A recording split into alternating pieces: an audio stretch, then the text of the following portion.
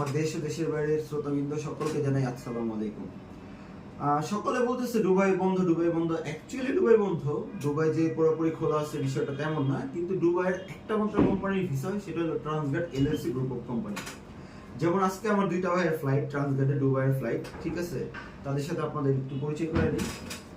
ভাইজান, আপনার নাম কি? কোথায় যাচ্ছেন আপনি?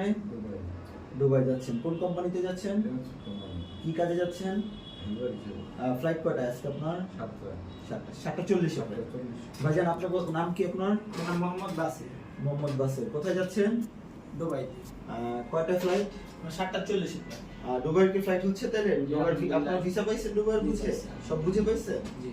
তো দুবাই কি যে পুরোপুরি বন্ধ মানুষ বলে, এটা কি ঠিক কথা? না, পুরোপুরি বন্ধ এতটা ঠিক না। অ্যাকচুয়ালি দুবাই আসলে দুবাই বন্ধ, বাট একটা মাত্র কোম্পানি না, দুইটা কোম্পানির ভিসা হয়। একটা হলো Transguard LLC group of company, আর একটা হলো Servio LLC group of company. এই দুইটা কোম্পানির ভিসা দুবাইয়ের হয়। ঠিক আছে, সবাইকে ধন্যবাদ। আসসালামু আলাইকুম।